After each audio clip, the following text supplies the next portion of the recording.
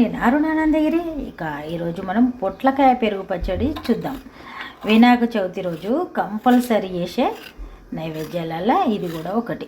మనం పులిహోర చాలా రకాల పచ్చళ్ళు చేస్తారు చాలామంది. దాంట్లో ఈ పొట్లకాయ పెరుగు పచ్చడి కూడా ఒకటి. పొట్టు ఇట్లా చాకుతోటి అంతా తీసిన తర్వాత ఇట్లా చాకుతోటి పొట్టు అంతా తీసి ఇక మరి మనం ముక్కలు కట్ చేద్దాం రౌండ్గా. ఈరోజు మనం పొట్లకాయ పచ్చడి చేసుకోవడానికి పొట్లకాయలను ఉడికించినాం, ఉడికిపోయినాయి. ఇప్పుడు ఇది స్టవ్ బంద్ చేద్దాం. స్టవ్ బంద్ చేసి మిగతా ప్రాసెస్ చేద్దాం. పొట్లకాయ పెరుగు పచ్చడి చేద్దాం అనుకున్నాం కదా, దానికి ఆవాలను దంచాలి వేసుకోండి. వినాయక చవితి రోజు కంపల్సరీ చేసే వంటకం అనుకోవచ్చు ఇది. పొట్లకాయ పెరుగు పచ్చడికి పెరుగు తీసుకున్నాం, దీంట్లో కొద్దిగా ఉప్పు వేయాలి. మనం ఎన్ని పొట్లకాయలు తీసుకుంటున్నాం అనే దాని మీద ఉప్పు వేయాల్సి ఉంటుంది. తర్వాత ఇక పొట్లకాయ ముక్కలు ఇక్కడ ఉడకబెట్టి పెట్టిన కదా, అయితే ఇది 2-3 రకాలు చేసుకోవచ్చు. కాకపోతే ఈరోజు నేను ఎట్లా చేస్తానో అది చూపిస్తాను. నేను ఫస్ట్ మనం ఎక్కడో ఒక దగ్గర చూసి నేర్చుకుంటాం కదా, వాళ్ళైతే పెరుగులో ఉప్పేసి ఆవాల పేస్ట్ వేసి పొట్లకాయలు వేసిండ్రు అంతే. ఇంకా కారం వెల్లుల్లిపాయలు ఉంటాయి కాబట్టి కారం ఉంటుంది, దీంట్లో ఏమి వేయలేదు. అయితే నేను కొంచెం దీన్ని చేంజ్ చేసి దీంట్లో ఉప్పు కారం వేసి కొంచెం పోపు కూడా వేస్తా, మంచిగా ఉంటుంది.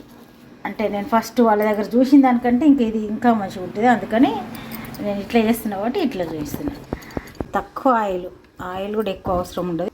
చూడండి, ఆయిల్ హీట్ అయింది, కొన్ని ఆవాలు వేసినాం. తర్వాత ఎండుమిర్చి 2, కొద్దిగా పసుపు, ఎక్కువ వేయద్దు, అంటే ఇది కొంచెం లైట్ కలర్ రావాలి. చూడండి, వెల్లుల్లిపాయలు, ఆవాలు, దంచిన పేస్టు, పెరుగులు వేసినాం, పెరుగులో ఉప్పు కూడా వేసినాం. ఈ పొట్లకాయ ముక్కలు ఇంట్లో వేయాలి.